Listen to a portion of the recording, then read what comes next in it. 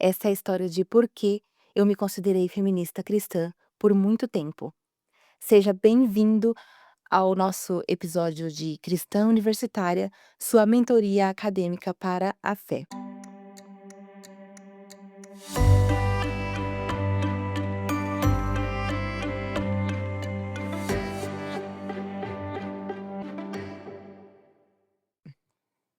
Assim que eu entrei na universidade, eu poderia ter simplesmente abraçado meu namoro, que estava instável, e tudo daria certo. Mas porque eu penso demais, eu coloquei na minha cabeça de que passar no vestibular não significava que o meu namoro também estava sendo aprovado por Deus. E então eu comecei a ficar naquele anseio de ouvir uma resposta de Deus sobre o meu namoro. E eu acabei terminando o meu namoro, um namoro que tinha tudo para dar certo. E sabe de uma coisa? Deus até mandava respostas, por mais infantis que fossem os meus pedidos de sinal. Porém, eu na minha ansiedade eu não conseguia acreditar.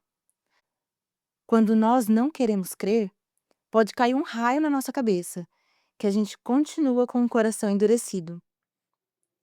Esse episódio, na minha vida, me levou a duas coisas que me fizeram muito mal. Uma, o toque religioso, e segundo, o feminismo. Mas hoje eu quero falar apenas sobre o feminismo. Durante os 2 primeiros anos de graduação, eu estava muito revoltada em como Deus havia permitido que o meu namorado fosse embora. E ele tinha encontrado outra pessoa, enquanto ainda conversava comigo, e agora ele estava namorando e prestes a se casar com essa pessoa. Na minha cabeça, Deus estava me humilhando. E ainda o colega da minha faculdade disse que Deus predestinava tudo, então ele havia predestinado aquele meu sofrimento. Eu não conseguia ver Deus como bom e amável, como antes. Se ele estava predestinando aquela humilhação diante da minha própria igreja e diante de todas as pessoas conhecidas. Eu só queria namorar certo, com a pessoa certa, e fazer tudo certo diante de Deus. Mas o meu desejo de fazer tudo certo fez eu ficar bitolada. Me lembra muito aquele versículo em Eclesiastes 7,16, que diz: Não seja excessivamente justo, nem demasiadamente sábio, por que destruir a você mesmo? Então eu via Deus como machista, porque ele havia abençoado meu ex-namorado, mas não a mim? A mim ele tinha predestinado vergonha e abandono. Por isso que eu tinha sentimentos de ódio e raiva com Deus, porque eu não sentia só que o meu namorado tinha me abandonado, mas que Deus tinha me abandonado, porque eu tinha tentado fazer tudo certo e deu tudo errado. Em 2016, eu me lembro de estar na igreja e estava lotada, com mais de 1.000 pessoas. E naquele culto, mais de 30 jovens e adolescentes foram aceitar a Jesus lá na frente. E eu estava lá, na igreja, mas eu só queria ir para casa o mais rápido possível. Eu estava lá sem vontade de adorar. Eu olhei para o teto do templo e falei para Deus: Olha, Deus, que lindo, tantas pessoas aceitando Jesus. Mas olha para mim aqui no meio da multidão. Eu estou muito triste e eu não me sinto amada. Fala comigo. Então eu comecei a glorificar a Deus, forçadamente, porque eu não tinha vontade de fazer isso. Por um momento, eu abri os meus olhos e eu olhei uma moça tão jovem quanto eu, andando por entre as pessoas sentadas ao chão. Ela me chamou a atenção porque ela usava uma blusa de frio de couro vermelha. E parecia que ela procurava alguém, sabe? Mas ela estava longe de mim e eu a vi de costas. Ela não olhou pra mim e tinha muita gente. Eu estava numa fileira, acho que na sexta fileira, e tinha muita gente sentada ao redor, na frente, atrás de mim. Então eu estava realmente misturada na multidão. Então eu fechei os meus olhos e eu continuei com a minha adoração forçada. De repente, eu senti uma movimentação na fileira que eu estava, e ao abrir os meus olhos para entender o que estava acontecendo, aquela moça tinha entrado na minha fileira, passado por todas as pessoas desde a ponta, entrando até o interior da fileira, e quando ela me olhou, ela simplesmente me abraçou e disse que Deus me amava. Ali estava ela, me abraçando e falando que Deus me amava. O fato de eu ser abraçada no meio da multidão me fez permanecer durante os momentos mais sombrios da faculdade. Todas as vezes que eu sentia que eu não era amada por Deus, eu me lembrava desse episódio que me sustentava como uma criança que está segurando só no dedinho da sua mãe, ao invés de estar segurando na mão inteira. Eu estava por um triz, segurando ali nas mãos de Deus. Mas até o meu segundo ano de graduação, eu ainda sentia que Deus era a favor dos homens e contra as mulheres. Deus deu funções importantes para o homem, mas para as mulheres deu funções secundárias. Deus honrava os homens por mais errados que fossem, mas as mulheres ele deixava que fossem envergonhadas, culpabilizadas e frustradas. Até que uma vez um amigo meu, cristão, ao me ouvir, disse: "Quem disse que a função da mulher é secundária? É apenas diferente."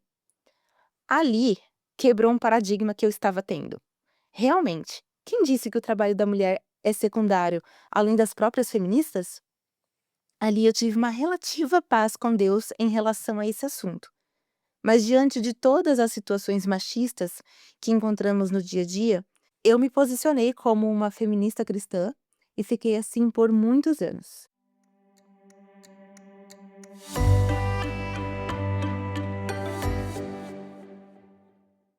Eu não era a favor do aborto. Eu dizia que eu era feminista até onde a Bíblia me permitia.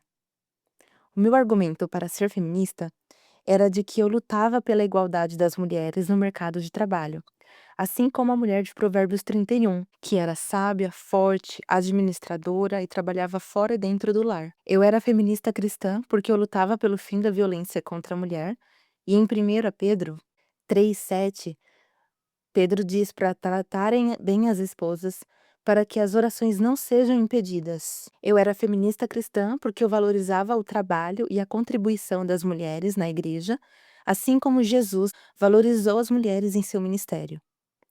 Eu era feminista porque não devemos culpabilizar as vítimas de abusos, assim como Tamar foi vítima do próprio irmão, em 2 Samuel 13.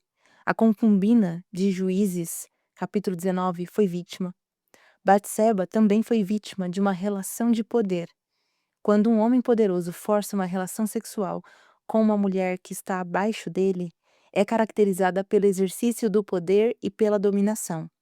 O homem, no caso o rei Davi, com seu status e influência, impõe sua vontade e controle sobre a mulher, que por sua vez aceita e se submete a essa relação, que pode ser traduzida nos dias de hoje como um chefe que abusa de sua funcionária, que precisa daquele emprego e ela não consegue pedir demissão ou não se submeter àquilo, ou então um patrão que abusa da empregada doméstica numa relação onde a mulher fica submetida ao poder do homem e não consegue denunciar muitas vezes. Eu me dizia feminista cristã porque eu lutava contra piadinhas cristãs que sempre reforçavam a ideia de que a mulher era burra e culpada, como, por exemplo, atribuir a culpa de Adão e Eva apenas para Eva. Ou então fazer algum ajuntamento de jovens e dizer que as mulheres é que deveriam trazer coisas de comer, enquanto os homens trariam apenas o refrigerante. Uma vez que nos tempos atuais, qualquer pessoa pode comprar alguma coisa de comer. Além disso, há muitos homens que gostam de cozinhar. Então, esse estereótipo de que a mulher faz as coisas de comer e o homem leva o refrigerante já não faz mais sentido no nosso tempo. Eu me dizia feminista cristã porque eu era contra a estrutura de machismo dentro da igreja e na sociedade. Como, por exemplo, se você é mulher, você já tem um espaço reservado de atuação na igreja, que é o círculo de oração ou o ser tia das crianças. Qualquer posição que você queira além disso, geralmente é dominada por homens que não abrem espaço para as mulheres. Você pode até pensar que existem mulheres pregadoras, por exemplo.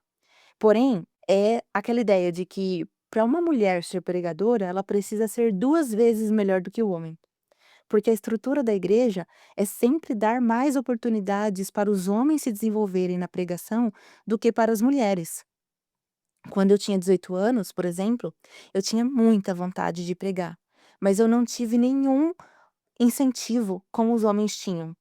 Na minha própria congregação, eu ouvia meninos que não tinha metade da vida cristã que eu tinha serem apontados como futuros pregadores.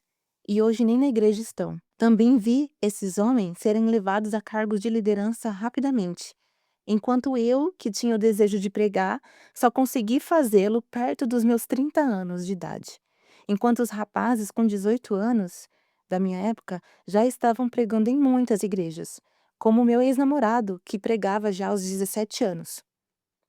Então, aparentemente, a mulher compensa a desigualdade com um homem com a idade dela. Então, se uma mulher mais velha, por exemplo, namora um homem mais novo, ela tem a sensação de estar em igualdade por causa da diferença de idade. E não é porque tem uma mulher fazendo que significa que a estrutura toda é favorável às mulheres. As pessoas, em geral, têm pouca noção de estatística. Na estatística, a gente sabe que certas diferenças em quantidade podem não ser significativas. Por exemplo, se você faz um exame de sangue e a glicose sua aumentou 5 miligramas, não dá para você dizer que esse aumento foi um problema. Porque é um aumento muito pequeno, e estatisticamente não é um aumento significativo. Então, os números, eles só são significativos quando você considera um contexto geral. Então, uma mulher que prega no meio de 10 homens que pregam, não significa que a estrutura não é dominada por homens. Não significa que a estrutura é acessível para as mulheres. Mas muitos dizem: "Ah, mas ninguém proíbe". Tudo bem. Só que também não há incentivo, assim como existe o incentivo para os homens serem pregadores desde cedo para se desenvolverem, enquanto os meninos na igreja já são tidos como futuros pregadores desde criança. E a acessibilidade, ela tem que ser sempre de quem está no topo ou quem está na dominância, estender a mão para quem está de fora conseguir entrar nesse sistema. Então tem que partir da estrutura, da instituição. É a mesma coisa, por exemplo, na universidade pública. Tem que partir da universidade pública a acessibilidade para que todas as pessoas tenham oportunidade de concorrer num vestibular. Tem que partir da universidade pública a divulgação do seu vestibular, as políticas públicas, e não partir do próprio estudante ter que se desdobrar ou ralar 2 vezes mais, estudar muito mais do que alguém que teve um privilégio de escola particular, por exemplo, para poder entrar numa universidade pública. Não é porque uma pessoa que veio de uma comunidade vulnerável, que ela estudou muito e ela se desdobrou para trabalhar e estudar e ela conseguiu entrar numa universidade pública, isso não significa que o sistema é justo ou que o sistema é acessível. Uma pessoa, se o sistema é realmente justo, mais pessoas deveriam ter acesso. Quem não entender isso não tem consciência de realidade. Então, essa divisão entre homem e mulher em cargos da igreja e essa divisão de trabalho do lar não é uma divisão bíblica, porque a Bíblia não dá nenhum tipo de divisão entre função do homem e função da mulher em casa. Mas parte dos homens cristãos perpetuam que algumas tarefas são exclusivamente de mulheres, como, por exemplo, cuidar dos filhos de forma a dar comida, limpar fralda ou cozinhar também. Sendo que, mais uma vez, a Bíblia não diz que o homem não pode fazer tais coisas. Então, a sociedade se utilizou da Bíblia para perpetuar o machismo que a Bíblia não defende. Eu deixo claro aqui que esse podcast não é uma defesa para a inversão de papéis, como eu vou explicar mais à frente. Não defendo a inversão de papéis, mas a complementaridade de um e o outro na execução das atividades diárias.